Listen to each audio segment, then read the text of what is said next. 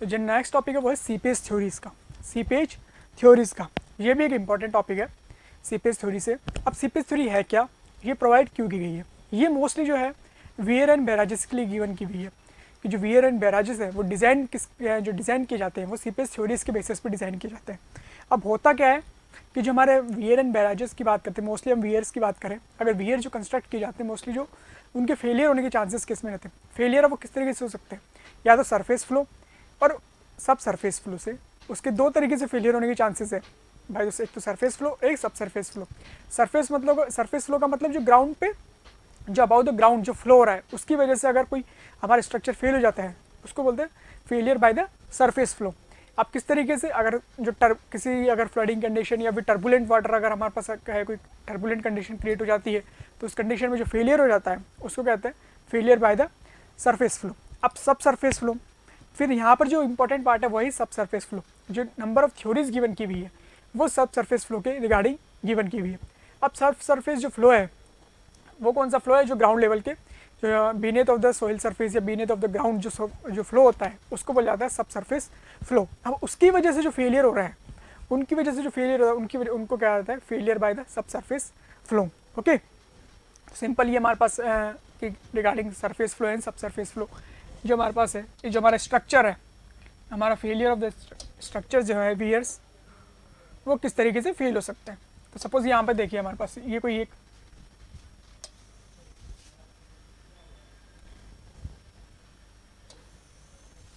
Suppose हमारी river है और हमारी फ्लो की डायरेक्शन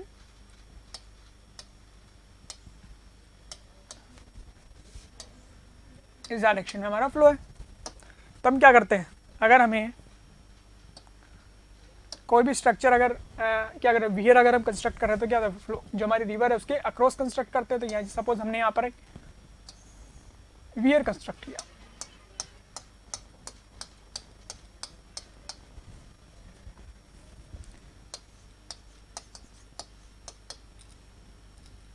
ये हमारे वियर्स है, वियर बोले या बैराजेस जो भी हमारे पास है ये हमारे पास उसके बारे में हमने कंस्ट्रक्ट कर लिया। अब इसको ये तो हमारा तो ये क्या हमारा सिंपली एक हम देख रहे हैं इसको प्लान जो हमारा प्लान देख रहे हैं इसके, तो ये तो हमारा एक जैसे कह सकते हैं। अगर हम इसको इसका अगर क्रॉस सेक्शन बनाएं कि क्रॉस सेक्शन में किस तरीके से ये देख सकते हैं, हम इसके क्रॉस सेक्शन को देखें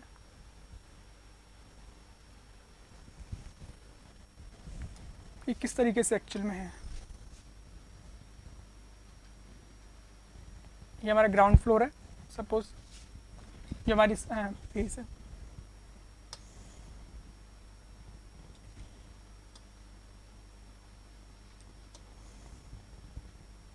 और ये हमारे वियर है।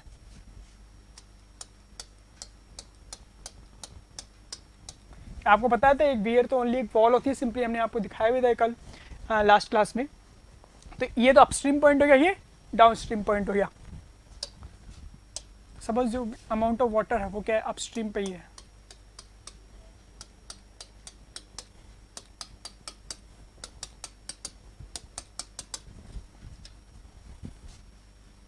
और ये जो हमारे पास है इसकी क्या होती है थिकनेस होती है कुछ,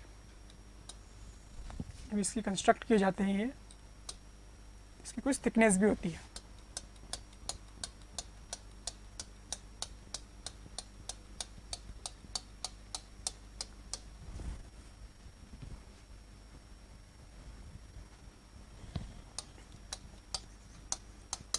ये वियर हो गया हमारा,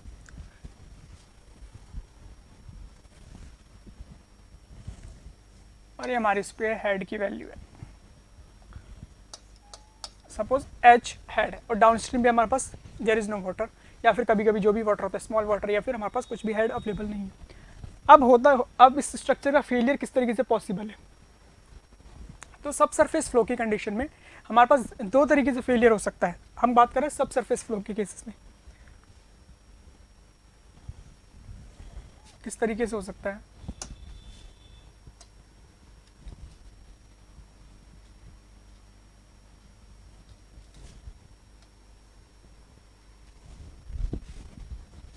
इसको थोड़ा एक्सटेंड कर दीजिए, ये हमारा क्या ग्राउंड लेवल ही है।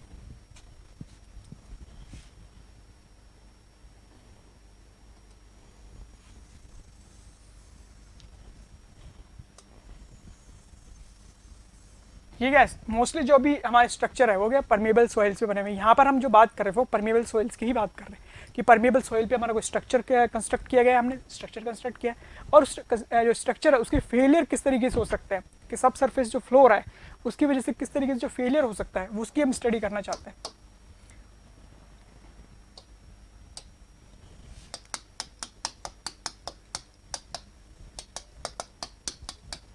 ये हमारी परमेबल सॉइल है।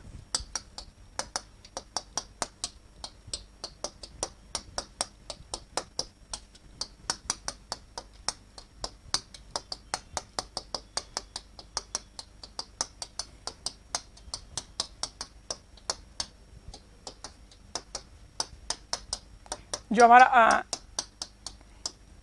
लेफ्ट हैंड पोर्शन है वियर का, इसको अपस्ट्रीम बोला जाता है, इसको डाउनस्ट्रीम बोला जाता है। डाउनस्ट्रीम पॉइंट को हमको इसको टेल एंड भी बोला जाता है, इसको टेल एंड भी बोलते हैं हम। ओके, तो होता क्या है कभी अब यहाँ पर एच हेड है।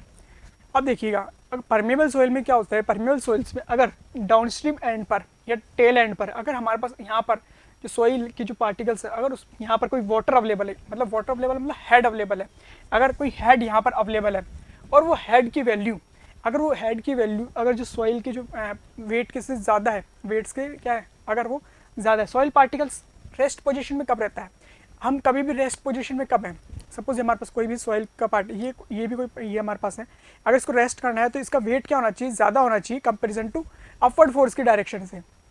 मतलब हमारे पास ये किसी भी पोजीशन पे कभी भी इसको अगर रेस्ट पोजीशन पे रखना है तो इसका जो वेट होना चाहिए, जो ग्रेविटी है वो क्या पुल ज़्यादा होना चाहिए कंपेरिजन टू अपवर्ड डायरेक्शन में लगने वाला फोर्स। जैसे हम स्टडी करते हैं जो एफएम फ्लूइड मैकेनिक्स में बियोंसेस की बात करते हैं, वहाँ पर क्या हो जाएगा, अगर बियोंसे फोर्सेस ज़्यादा हो जाएगा तो बॉडी क्या होती है, मूव अप कर जाती है।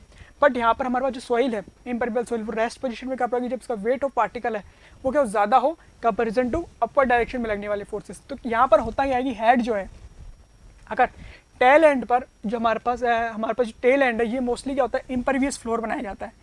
ये जो फ्लोर है ये इम्परवियस फ्लोर जनरेट किया जाता है। अगर इम्परवियस फ्लोर से क्या होता है, कभी कभी क्या होता है अगर कोई हेड अवेलेबल है तो वाटर क्या होता है परकोलेट होना स्टार्ट हो जाता है, वाटर परकोलेट होना स्टार्ट हो जाता है। परकोलेट मतलब सीपेज होना स्टार्ट हो जाता है, परकोलेट अब बोलते हैं या फिर इन्फिल्ट्रेशन भी हम कहते हैं। तो यहाँ पर जो वर्ड यूज़ करते हैं वो परकोलेशन करते हैं। तो परकोलेट होना स्टार्ट हो जाता है। अब जैसे ही परकोलेशन स्टार्ट हुआ ये क्या करता है, जो सॉइल के पार्टिकल्स है यहाँ पर इस पोजीशन पे या फिर किसी भी पोजीशन पे तो मूव उनको क्या करता है लिफ्ट करना स्टार्ट कर देता है, मूव करना स्टार्ट करता है, अपनी पोजीशन से क्या लेफ्ट आउट करने लग जाते हैं सॉइल के पार्टिकल। जैसे सॉइल के पार्टिकल अगर स्टार्ट करना मूव अप का जो है अपनी पोजीशन को अगर क्या करते हैं लेफ्ट आउट करने लग जाते हैं तो उसकी पोजीशन को कौन ले लेता है, वाटर। जो कि क्या है वाटर हमारे पास हेड का मतलब क्या है जो हम बात कर रहे हैं ये हेड क्या है, ये वाटर की क्या एलिवेशन की बात करें, वाटर सरफेस के एलिवेशन को ही बोलते हैं हेड।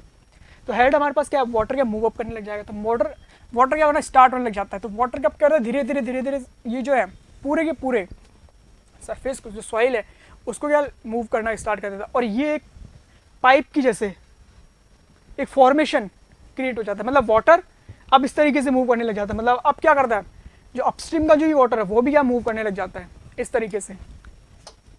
तो ये क्या होना हो जाता है, इसको बोला जाता है ये क्या सब सरफेस फ्लो करने लग जाता है। मतलब जो है अब सॉइल के वाटर क्या है मूव करना, एक डायरेक्शन से मूव करना दूसरी डायरेक्शन में मूव करना स्टार्ट कर दिया। मतलब सॉइल को हम क्या करते हैं इसने रिप्लेस करना स्टार्ट कर दिया। अगर सॉइल यहाँ से रिप्लेस करना स्टार्ट हो गई तो हमारा स्ट्रक्चर क्या हो जाएगा, सिंक हो जाएगा। स्ट्रक्चर सिंक हो गया तो ये क्या हो गया, डैमेज हो गया, एक फेलियर क्रिएशन क्रिएट हो गई। तो ये जो हमारे पास फिनोमिना जो कहलाता है, ये फिनोमिना जो होता है, जो प्रोसेस होता है कि क्या होता है कि अगर टेल पॉइंट पर हमारे पास स्ट्रक्चर के अगर टेल पॉइंट पर हमारे पास हेड सफिशिएंट हेड अवेलेबल है तो वो हेड क्या करता है पर जो वाटर है वो क्या होता है सॉइल की जो है उसको रिमूव करना स्टार्ट करने लग जाता है। और जैसे रिमूव स्टार्ट करने लग जाएगा वो क्या करता है परकोलेट होना स्टार्ट कर देता है। ये परकोलेशन होते होते क्या अपस्ट्रीम एंड तक क्या करता है रीच कर जाता है और एक पाइप जैसे एक पाइप फॉर्मेशन क्रिएट कर लेता है। इसको बोलते हैं पाइपिंग या अंडरमाइनिंग। ओके, ये फ्लो जो हो रहा है वो हो रहा है, इसको बोला जाता है सबसरफेस फ्लो।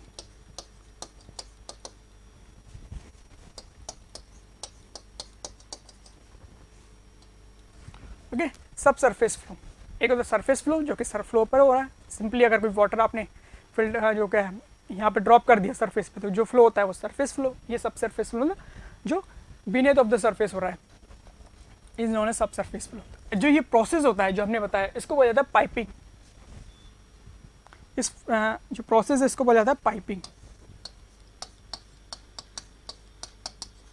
पाइपिंग और अंडरमाइनिंग।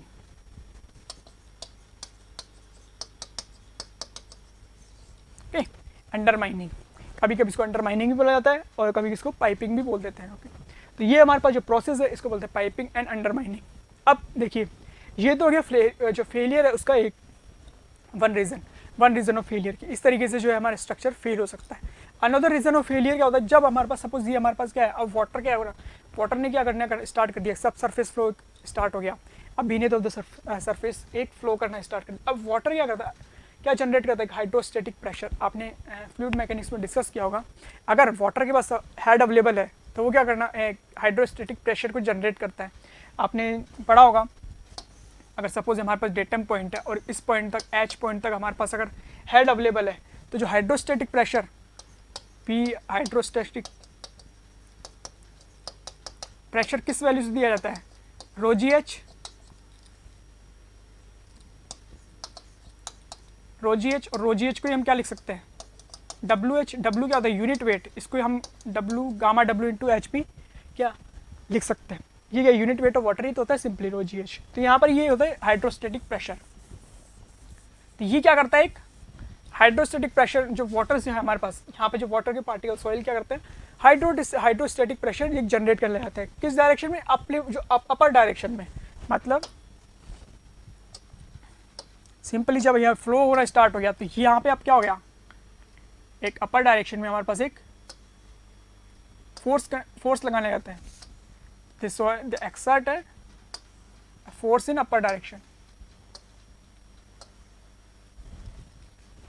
एक फोर्स एक्सर्ट करने लग जाते हैं अपर डायरेक्शन में। इस फोर्स को बोला जाता है अपलिफ्ट फोर्स या अपलिफ्ट प्रेशर, इसको बोला जाता है।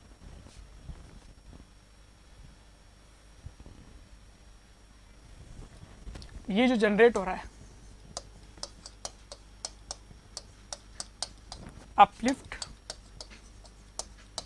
प्रेशर, ये अपलिफ्ट प्रेशर ये कहाँ पे एक्ट करेगा, अपलिफ्ट प्रेशर अभी डायरेक्ट जो है ना हमारा इम्परवियस फ्लोर है उसकी जो बॉटम है उस पर एक्ट करता है। अब देखिए यहाँ पर ये अपलिफ्ट प्रेशर के अपर डायरेक्शन में एक्ट करने लग गया, बट हमारे पास हमारा एम क्या होता है, स्ट्रक्चर एक पोजीशन पे होल्ड रहे।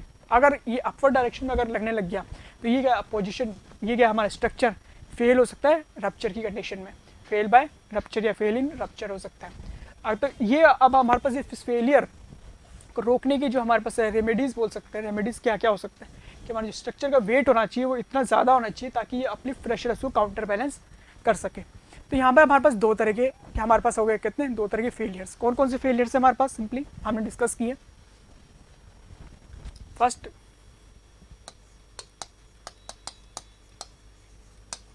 failures of structure in case of subsurface flow।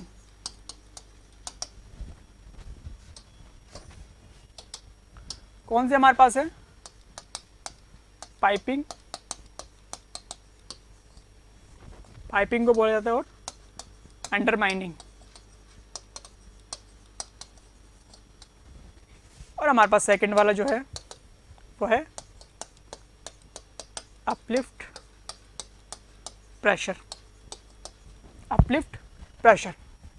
तो इन दो जो हमारे पास क्राइटेरिया है उनकी वजह से हमारा जो स्ट्रक्चर है वो डैमेज हो सकता है। तो आपने ये बता दिया कि पाइपिंग और अंडरमाइनिंग होता क्या है एंड अपलिफ्ट प्रेशर क्या है, ये आपको समझने की जरूरत है, क्योंकि ये जो चीज़ है ये क्या कभी कभी पूछ ली जाती है कि पाइपिंग और अंडरमाइनिंग और अपलिफ्ट प्रेशर को एलिब्रेट कीजिए। तो सिंपली हमारे पास यहाँ पे देख लीजिए कि आपको समझ में आना चाहिए कि पाइपिंग की कंडीशन कब हो रही है। अगर यहाँ पर हमारे पास if head is at the downstream point is sufficient so it can remove the particle from the जो टेल एंड है। अगर इसने हमारे पास अगर सफिशिएंट इतना हेड अवेलेबल है कि अगर ये हमारे जो रिमूव पार्टिकल जो है सॉइल के पार्टिकल उसको रिमूव कर देता है, तो क्या करता है फिर ये जो हमारा फ्लो है वो एक्सटेंड कर जाता है अपस्ट्रीम पॉइंट तक, और जैसे ही एक्सटेंड कर जाता है तो ये पाइप लाइक की फॉर्मेशन क्रिएट कर लेता है, पाइप टाइप की फॉर्मेशन में क्रिएट हो जाता है। तो इसको बोला जाता है पाइपिंग और अंडरमाइनिंग। इसकी वजह से हमारा स्ट्रक्चर क्या फेल हो सकता है।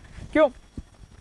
कि हमारा अगर ये पाइपिंग फॉर्मेशन स्टार्ट हो गया तो मतलब इसने सॉइल को क्या मूव करना स्टार्ट कर दिया, सॉइल को रिप्लेस करना स्टार्ट कर दिया।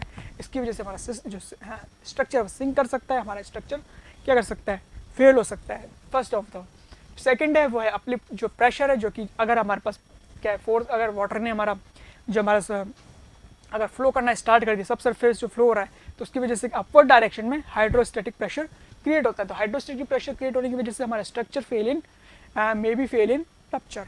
ओके, तो ये हमारे पास इसको क्या जाता है, अपलिफ्ट प्रेशर। ठीक है, तो चलिए, तो ये केसेस है हमारे पास। अब इन्हीं दो पॉइंट जो हमारे पास दो क्राइटेरिया है, इन्हीं दो क्राइटेरिया को क्या सेटिस्फाई करवाने के लिए कि किस तरीके से इस क्राइटेरिया को हम क्या कर सकते हैं, सेटिस्फाई करा सकते हैं, ताकि हमारा जो स्ट्रक्चर है वो फेल ना हो।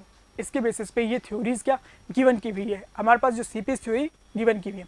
सीपीएस थ्योरी जो गिवन की हुई है, मोस्टली हम देयर आर 3 थ्योरीज जो हम क्या करते हैं, स्टडी करते हैं। फर्स्ट है Bligh's creep theory, second is Lane weighted creep theory, and third one is Khosla's theory.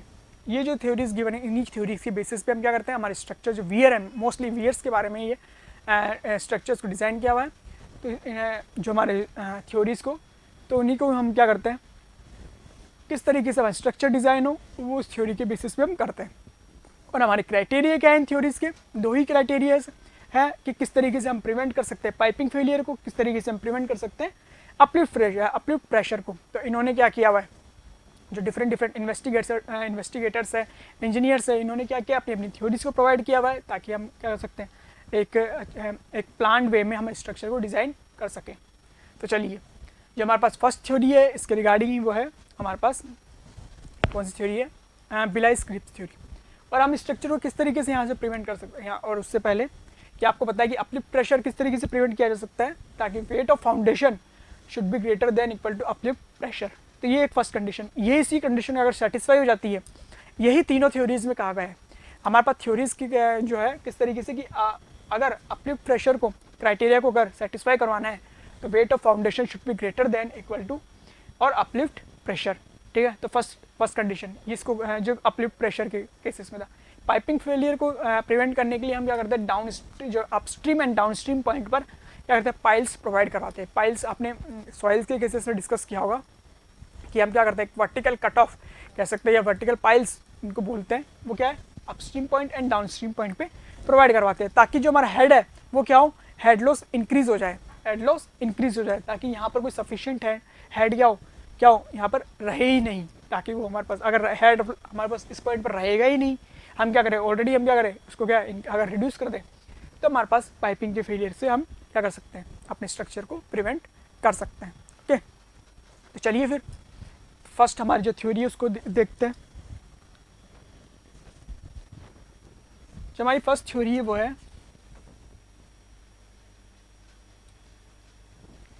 बिलाइस-क्रिप्स theory.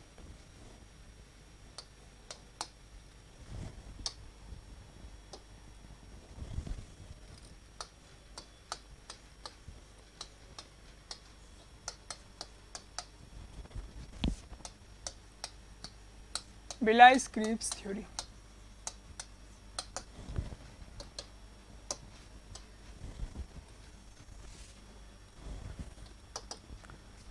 ये जितनी भी थ्योरीज हम स्टडी कर रहे हैं वो सारी सब सरफेस जो फ्लो है उसके लिए गिवन की हुई है। ओके, तो बिलाइस-क्रिप्स थ्योरी, अब बिलाइस-क्रिप्स थ्योरी के बारे में अगर हम देखें, इसने क्या क्या है वो उसके बारे में हम देखते हैं। इसके भी कुछ अजम्पशंस है, किस तरीके से इसने अपने क्राइटेरिया को गिवन किया हुआ है उसको देखते हैं। ओके, चलिए देखते हैं, इसको स्टार्ट करते हैं।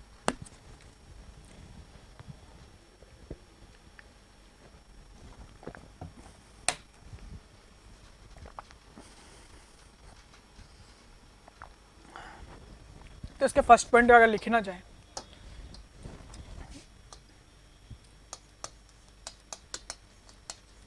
जो हमारी बिलाइस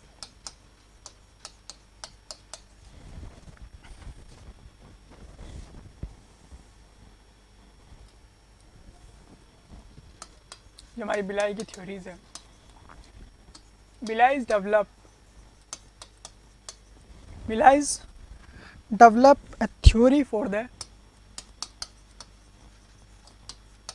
a theory for the subsurface flow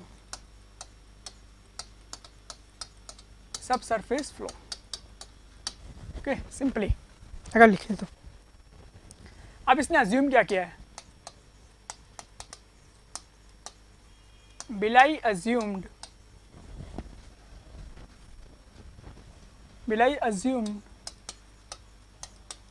the परकोलेटिंग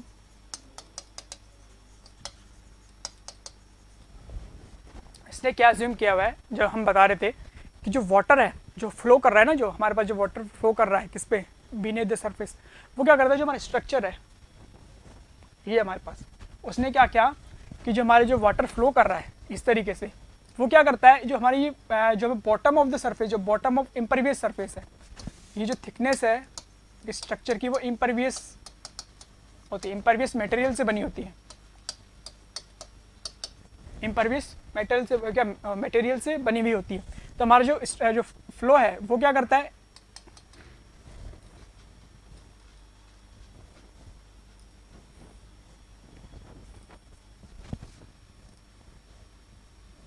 जो हमारा स्ट्रक्चर है वो किससे, इसको दिखाते हैं हम, किस कलर से दिखाएं, इससे दिखा देते हैं। तो जो हमारा जो परकोलेटिंग वाटर है वो क्या करता है, जो हमारी bottom of the impervious surface है उसको फॉलो करता है। ओके, मतलब जिस तरीके से जो हमारी bottom of the impervious structure है, जो bottom of the impervious structure है, वाटर इसको फॉलो करते हुए क्या करता है, मूव करता है, फॉलो करते हुए मूव करता है। अगर ये अगर हमारा स्ट्रक्चर इस तरीके से, तो इस तरीके से, अगर कोई पाइल लगी हुई है तो उसी पाइल को क्या करेगा, फॉलो करेगा, वो हम आगे देखेंगे। तो फर्स्ट जो अजम्पशन है इसका, तो क्या है, बिलाई ने अज्यूम किया कि Bligh assume the percolating water follows the, जो हमारे bottom of the structure which is contact with the soil, उसको क्या करता है, फॉलो करता हुआ चलता है। ठीक, चलिए हमारे पास Bligh assume the percolating water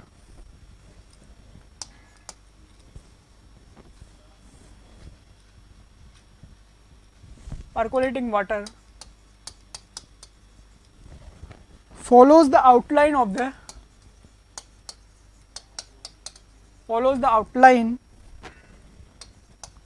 of the base of structure.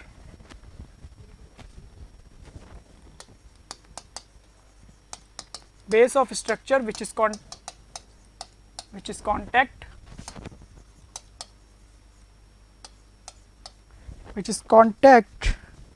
with the subsoil.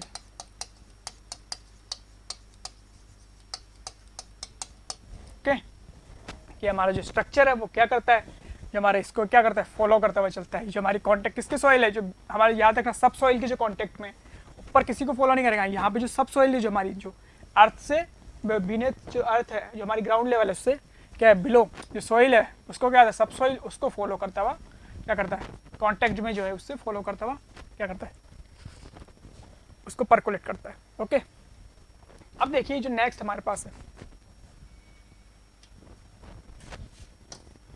इसका जो नेक्स्ट पॉइंट, जो अजम्पशन कह सकते हैं इसको,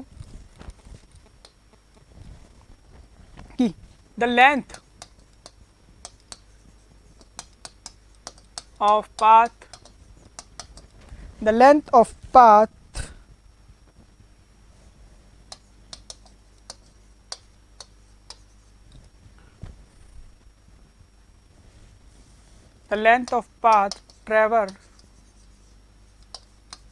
traversed by the percolating water is known as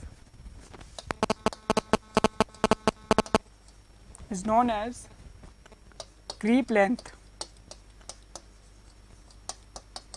or length of creep.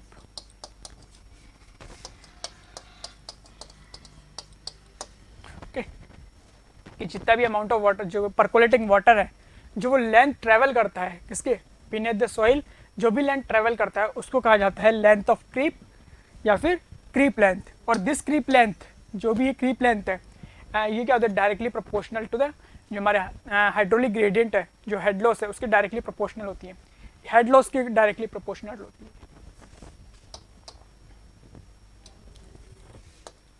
And this creep length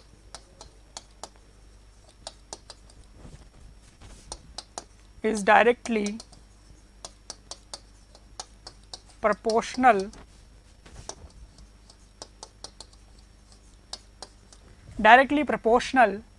to the head loss. Directly proportional क्या होती है? हेड लॉस के डायरेक्टली प्रोपोर्शनल होती है क्रीप लेंथ। ओके, चलिए कैसे क्या क्या कहा है वो देखते रहिए।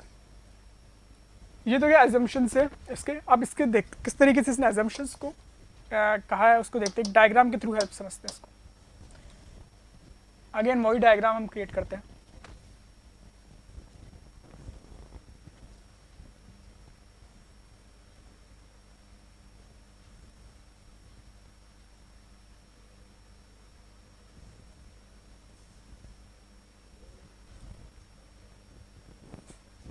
ओके, अगेन सपोज हमारा ये स्ट्रक्चर हो गया,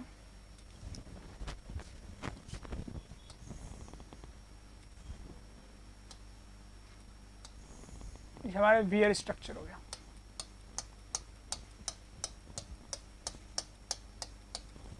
ओके, ये हमारे अपस्ट्रीम पॉइंट पर जो हेड है, सपोज हेड जो है वो टोटल एच है इस पॉइंट पर,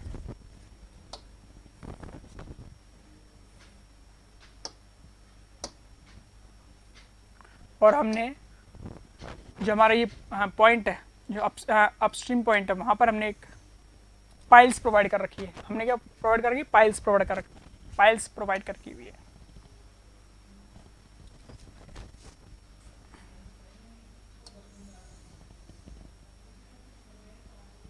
ये डाउनस्ट्रीम एंड हो गया।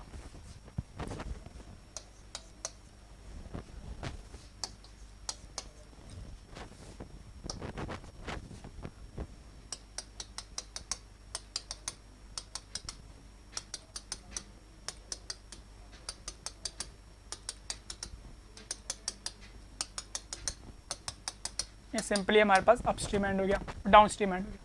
डाउनस्ट्रीम में हम बोल रहे हैं कोई वाटर अवेलेबल नहीं है टेल वाटर पे, टेल पोजीशन पे। तो यहाँ पर हमारे पास सपोज ये जो हमने पाइल्स प्रोवाइड की है उसकी जो हमारे पास इस पॉइंट, इसकी जो डेप्थ है वो D1 है, इसकी D2 है और ये D3 है, और ये हमारे इम्परवियस फ्लोर है। इम्परवियस फ्लोर है, इसकी जो हमारी हॉरिजॉन्टल लेंथ है वो हमारे पास सपोज हम अज्यूम कर लेते हैं ये हमारे पास है, इसको कह देते हैं H1 या फिर B1 बोल दीजिए, इसको बोल दीजिए B2। Okay, simply.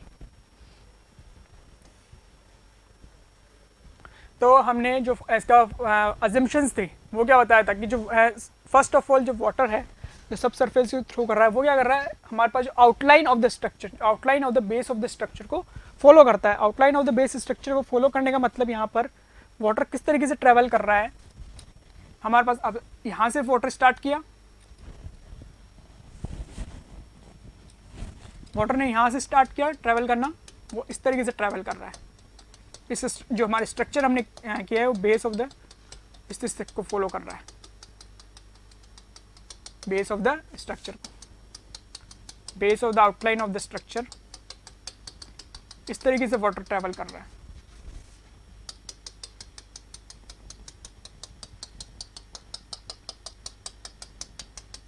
देन यहाँ पर अपस्ट्रीम पॉइंट तक इस तरीके से। तो हमारे पास जो लेंथ ऑफ क्रीप है वो क्या हो जाएगी? Length of creep is defined as a path of the length of the percolating water which is travels by the percolating water. जो हमारे पास जितने भी हमारे पास जो पाथ ऑफ लेंथ है वो क्या है? जो परकोलेटिंग वाटर है उसने जितनी लेंथ ट्रेवल की है या फिर ट्रेवल जितनी की है उसको ही बोलते हैं लेंथ ऑफ क्रीप। तो लेंथ ऑफ क्रीप यहाँ पर हमारी क्या हो जाएगी?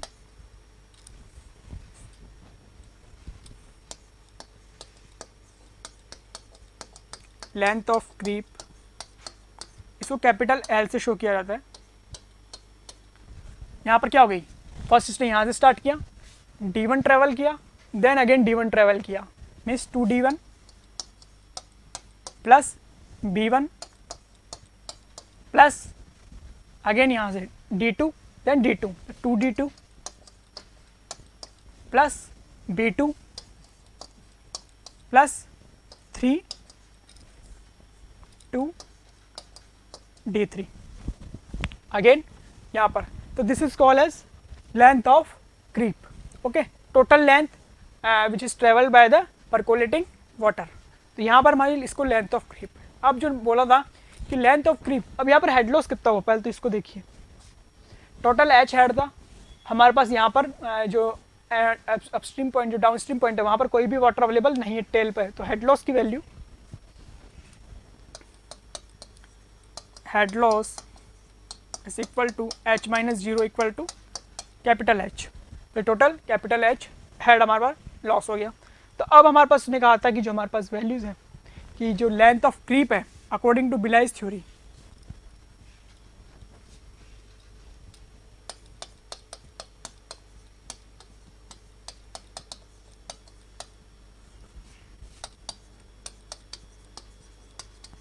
length of creep is directly proportional to the head. Okay, directly proportional to the head means अगर इसको h को उधर ले जाएं इधर की तरफ, h by L is directly proportional to 1 by C. Means h by L हमारा क्या है, कांस्टेंट है। इस कांस्टेंट को 1 बाई सी से डिनोट कर दिया जाता है, इसको बोला जाता है Bligh's constant.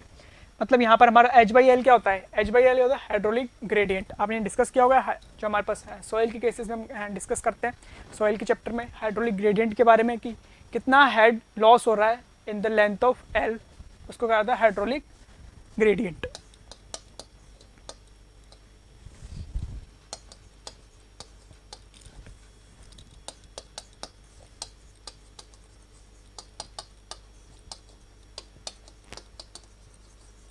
Hydraulic gradient h by L को। ओके, तो h बाई एल हमारे पास यहाँ पर क्या कांस्टेंट हो जाता है सिंपली। और अगर हमें इस क्वेश्चन में आ जाइए वापस, अगर किसी भी पॉइंट पर जहाँ पर प्रेशर की वैल्यू है, अगर रेसिडुअल जो हेड की वैल्यू से कैलकुलेट किया जाए, ये तो होता है टोटल हेड की। टोटल हेड तो क्या होता है कि h माइनस जीरो, टोटल यहाँ पर हेड अपस्ट्रीम पॉइंट पर डाउन स्ट्रीम पॉइंट पर कितना हेड है अवेलेबल, माइनस कर दीजिए, इस called total head. h minus यहाँ पर कोई वाटर कोई हेड अवेलेबल नहीं था, माइनस जीरो, तो दिस इज द टोटल जो हेड लॉस है वो कितना है h। बट अब अगर हमें कहे गए, अगर हमें ये कहे कि यहाँ पर तो नहीं है, हमें तो यहाँ चाहिए हेड, इस पॉइंट पर कोई एक ऐसा पॉइंट है, कोई अनदर पॉइंट है, कहीं पे भी अपने पॉइंट अज्यूम कर लो, वहाँ पर हमें हेड की वैल्यू रिक्वायरमेंट है, तो इसको कहा जाता है रेसिडुअल हेड। किसी भी अनदर पॉइंट पर जो हेड निकाला जाता है उसको कहा जाता है रेसिडुअल हेड। तो इस पॉइंट पर सपोज हमारे पास ये पॉइंट, इसको बोल दीजिए आप पी पॉइंट बोल दीजिए, पी पॉइंट पर हेड की वैल्यू निकाल के दीजिए हमें कि कितना हेड यहाँ पर अवेलेबल है। तो यहाँ पर उसको बोला जाता है रेसिडुअल हेड किसी भी अनदर पॉइंट पर। तो residual head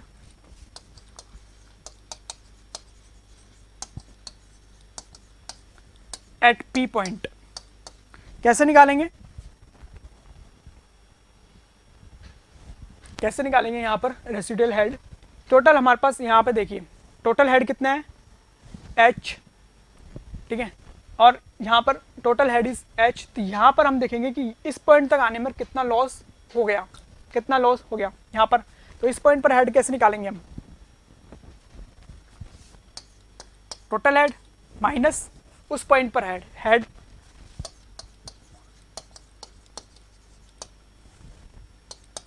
available at P। तो टोटल रेसिडुअल हेड हमारे पास कैलकुलेट हो जाएगा। तो H माइनस यहाँ पर देखिए, सपोज हमने यहाँ पे इसको अज्यूम किया कि जो परकोलेटिंग वाटर था वो यहाँ से इतना ये ट्रेवल करेगा इस पॉइंट तक। तो ये जो लेंथ इसने ट्रेवल की, ये वाली जो लेंथ है,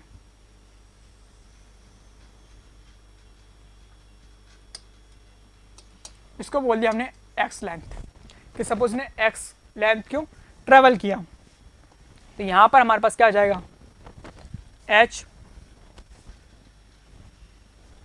तो x लेंथ में कितना लॉस होगा, total loss h upon l, this is the per unit loss, multiply कर दीजिए सिंपली x से, तो ये हमारे पास टोटल लॉस आ जाएगा। ठीक है, हेड लॉस एट द, जो हमारे पास कितना हुआ है हेड लॉस किस पॉइंट पर कितना हुआ, तो h माइनस जितना भी हेड उस पर रहेगा उसको कहा जाता है रेसिडुअल हेड। सिंपल, ठीक है।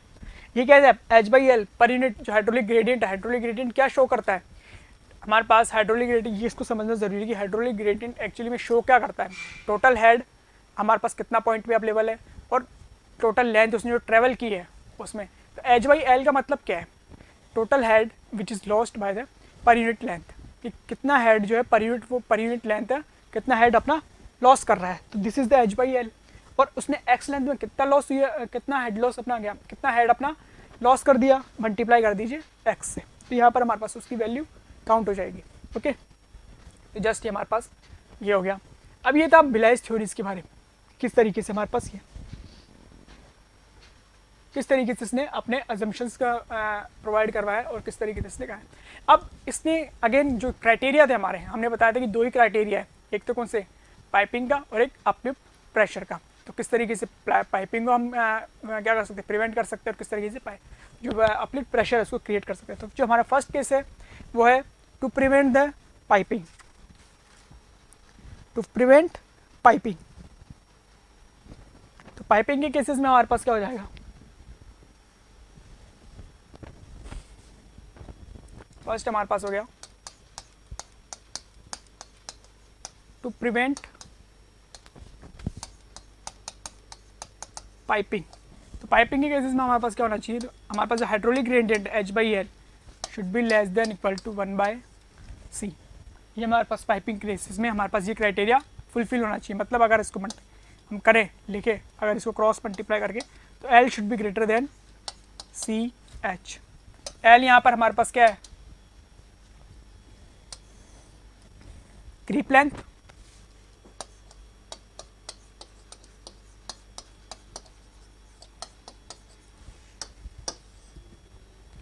सी क्या है, बिलाइज कांस्टेंट,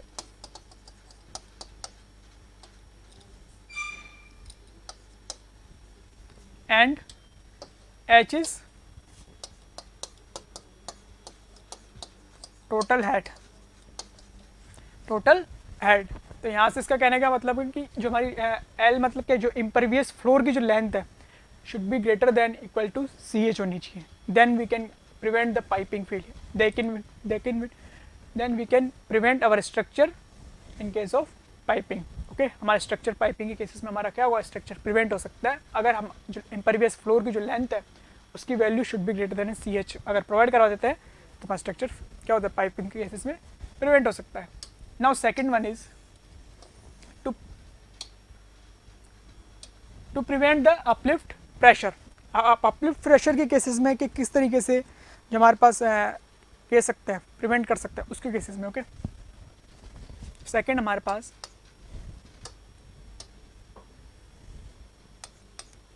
टू प्रिवेंट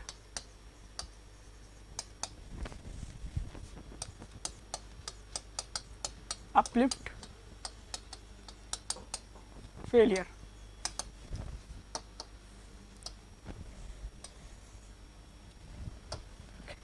अब अपलिफ्ट फेलियर को प्रिवेंट करने के लिए हमने बताया था कि वेट ऑफ फाउंडेशन या वेट ऑफ जो हमारे पास है, जो हमारा इम्परवियस फ्लोर है उसका क्या होना है, wait of foundation should be greater then क्या होना चाहिए, फाउंडेशन ही एक तरीके से, ये क्या एक फाउंडेशन ही तो है इसका, ये इसका क्या है फाउंडेशन ही तो है।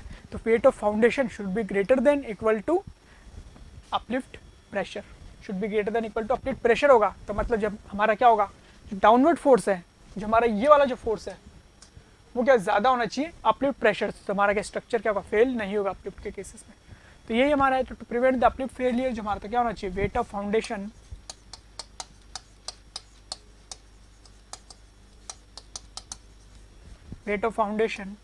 should be greater than equal to uplift force।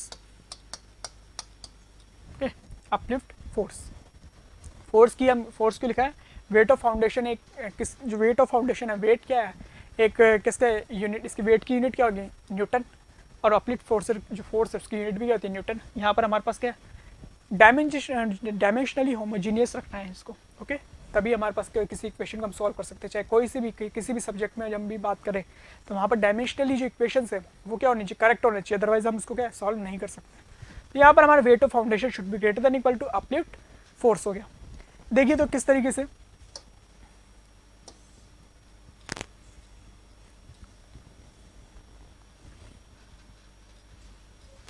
Suppose हमारा ये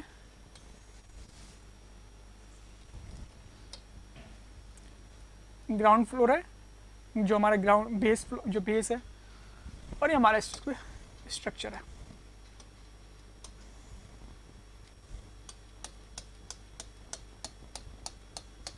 ओके, ये हमारा इसका स्ट्रक्चर।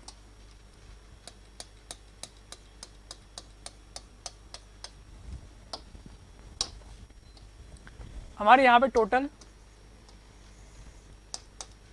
एच हेड अवेलेबल है, और हमने अज्यूम कर लिया कि जो हमारी जो थिकनेस है फाउंडेशन की वो है स्मॉल टी। स्मॉल टी उसकी फाउंडेशन की थिकनेस है। हमारा स्ट्रक्चर है,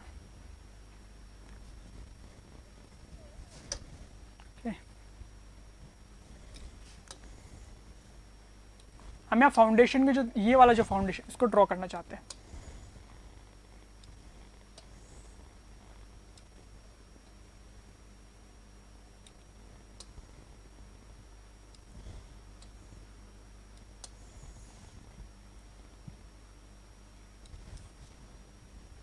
ओके चलिए इसको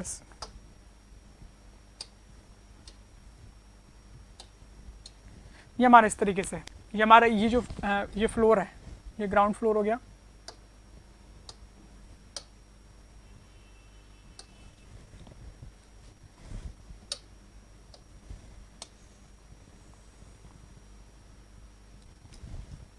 और इसकी थिकनेस टी है, ये टी थिकनेस है। ये हमारा कोई पॉइंट हमारे पास, सपोज हमने यहाँ पे कोई पॉइंट पी एज्यूम कर लिया, और ये हमारा टोटल एच हेड है, टोटल एच हेड है। तो टोटल हमारे पास सीपेज हेड की वैल्यू क्या हो गई, एच प्लस टी। अगर हम टोटल एच यहाँ पर कोई पॉइंट हमारे पास यहाँ पर है, जो पी पॉइंट है वो यहाँ पर सब सरफेस को यहाँ पर पी पॉइंट है हमारे पास, तो इस पी पॉइंट पर सीपेज हेड की वैल्यू क्या हो गई, टोटल सीपेज हेड इस पॉइंट पी पर टोटल क्या हुई, एच प्लस टी।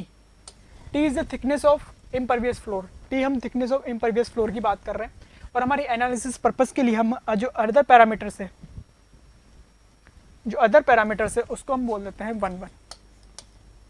जो हमारे पास विड्थ एंड जो लेंथ है उसको बोल दिया हमने 1 1। ओनली हम थिकनेस को ही हम क्या कर रहे हैं, अज्यूम कर रहे हैं। T is the thickness of the impervious floor, कि हम उसकी क्या थिकनेस ही हम क्या कर सकते हैं, इंक्रीज। देखिए थिकनेस को ही हम क्यों अज्यूम कर रहे हैं यहाँ पर, कि हमारे पास लेंथ और विड्थ में तो रिस्ट्रिक्शन होगा कि हम कितनी लेंथ और जो विड्थ है उसमें रिस्ट्रिक्शन होता है, बट यहाँ पर थिकनेस में हम रिस्ट्रिक्शन नहीं है। थिकनेस हम कितनी भी ज़्यादा हम क्या कर सकते हैं, ज़्यादा या कम कर सकते हैं इनके जो बीनेथ ऑफ द सरफेस में है हमारे पास। तो यहाँ पर इसलिए हम क्या इसको तो 1 and 1 अज्यूम कर रहे हैं, विड्थ एंड लेंथ को, एंड टी को हम थिकनेस को हम टी अज्यूम कर रहे थे। मतलब अगर हम वॉल्यूम ऑफ फाउंडेशन कैलकुलेट करें तो 1 1 इंटू टी सिंपली इस तरीके से कैलकुलेट किया जा सकता है। तो यहाँ पे weight of foundation should be greater than equal to uplift क्या होना चाहिए, फोर्स। यहाँ पे लिख देते हैं इसको,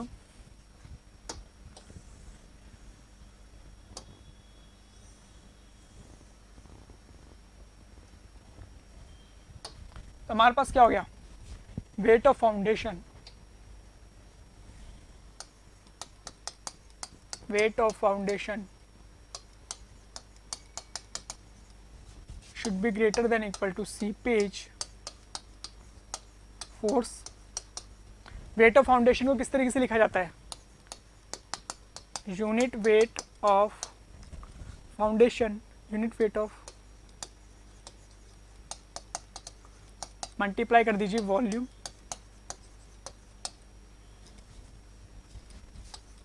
ऑफ फाउंडेशन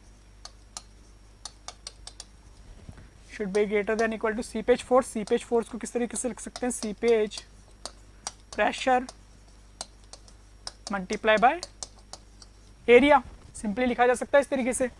फोर्स क्या होता है, प्रेशर इंटू एरिया सिंपली, और ये हमारे पास foundation, weight of foundation into unit weight of foundation multiply by volume of foundation. Unit weight of foundation का मतलब क्या है कि जो फाउंडेशन किस मटेरियल से बना हुआ है उसका यूनिट वेट। मोस्टली हमारा जो स्ट्रक्चर वो कंक्रीट से डिज़ाइन होता है, तो कंक्रीट का unit weight of concrete gamma C से हमने इसको डिनोट कर दिया, मल्टीप्लाई कर दीजिए volume of foundation should be greater than seepage pressure. Seepage pressure हमारे पास क्या होगा, सीपेज प्रेशर किसकी वजह से लग रहा है, ये प्रेशर लगा कौन रहा है, ये हमारा प्रेशर जो लगा रहा है वो कौन लगा रहा है, वाटर, कि वाटर की वजह से तो हमारा जो अपलिफ्ट प्रेशर है वो जनरेट होता है, वाटर ही अगर हाइड्रोस्टैटिक प्रेशर क्रिएट करता है। तो ये हमारे पास क्या है, तो हमारे पास प्रेशर को किस तरीके से लिख सकते हैं, जो ये क्या हाइड्रोस्टैटिक प्रेशर है, हाइड्रोस्टैटिक प्रेशर को मैंने आपको बताया था किस तरीके से लिखा जा सकता है, गामा डब्ल्यू इंटू एच, जो हमने बताया था रो जी एच होता है, रोज इंटू जी क्या होता है, रो हम क्या यूज़ करते हैं वाटर की डेंसिटी, तो जी हमारे पास से मल्टीप्लाई कर दिया हमने, तो वो क्या बन गया यूनिट वेट ऑफ वाटर। वो यूनिट वेट ऑफ वाटर को हम क्या कर सकते हैं गामा डब्ल्यू से शो कर दिया यहाँ पर, तो गामा डब्ल्यू से इसको शो कर दिया इनटू एच। एच हमारे पास टोटल हेड हमारे पास अवेलेबल क्या है यहाँ पर H plus T into area. Area हमने क्या अज्यूम किया था, लेंथ एंड ब्रेथ है वो हमने विड्थ है वो हमने क्या अज्यूम किया था 1, तो यहाँ पर एरिया 1 इंटू 1 करके तो वो 1 आ जाएगा। चलिए अब गामा सी के यूनिट वेट ऑफ कंक्रीट। अगर यूनिट वेट ऑफ कंक्रीट को हम अगर लिखना चाहें किसमें, स्पेसिफिक ग्रेविटी के टर्म में, स्पेसिफिक ग्रेविटी ऑफ कंक्रीट जो मटेरियल है उसका multiply by gamma W into V should be greater than into gamma W H plus T और 1 हो गया हमारे पास सिंपली। तो गामा डब्ल्यू से गामा डब्ल्यू यहाँ पर कैंसिल हो जाएगा, यहाँ पर v भी लिख दीजिए, v की वैल्यू भी पुट कर दीजिए, जो v हमारे पास वॉल्यूम ऑफ फाउंडेशन है वो क्या हो जाएगा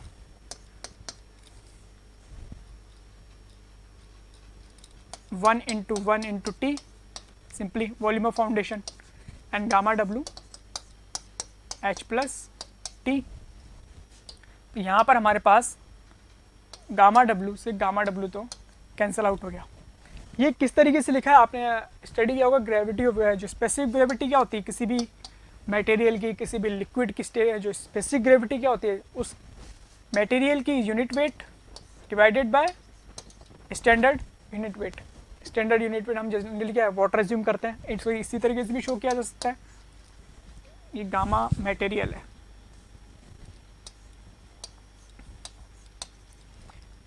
डेंसिटी के टर्म में अगर शो करना है तो डेंसिटी के टर्म में भी हम शो कर सकते हैं।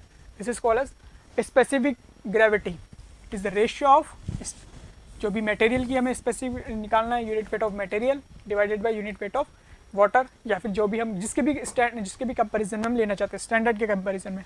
यहाँ पर वाटर के कंपैरिजन में तो यहाँ से गामा डब्ल्यू कैंसिल आउट हो गया, तो यहाँ पर क्या बचा हमारे पास जी टी, इसके टर्म में should be greater than equal to H plus T. यहाँ से इसको अगर हम इधर लेके आ जाते हैं, अगर इसको इधर ले आएंगे तो g माइनस 1, ये t हमने क्या वो ले लिया कॉमन h, देन t जो हमारी thickness of the impervious floor should be greater than equal to h upon g minus 1।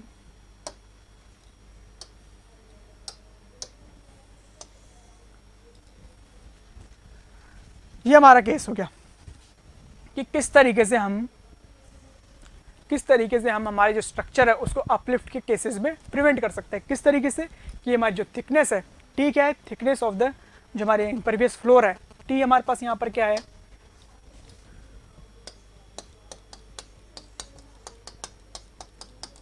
Thickness of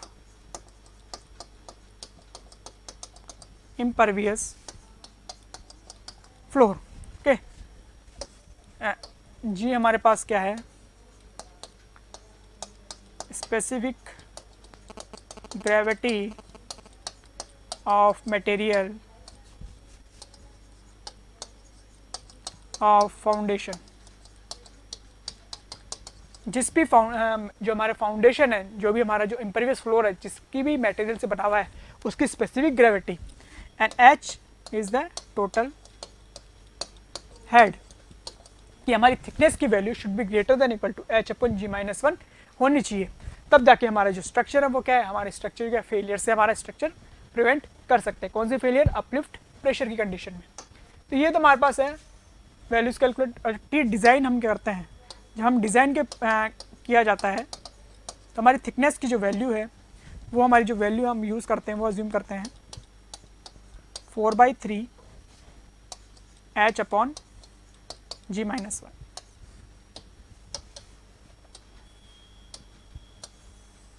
4/3 ऐसे क्या कर रहा है work, as a FOS work कर रहा है, फैक्टर ऑफ सेफ्टी वर्क कर रहा है।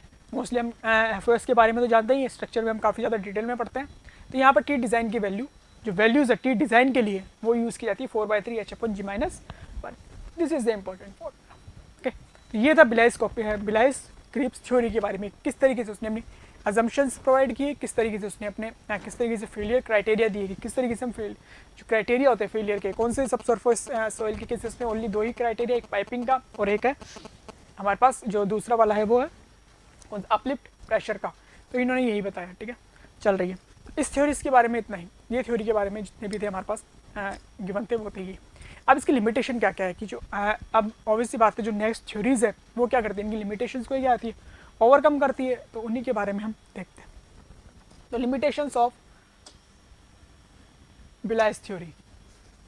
If you really like the video, hit the like button, share the video, comment on our video and subscribe to our YouTube channel and press the bell icon for the latest updates. Thank you.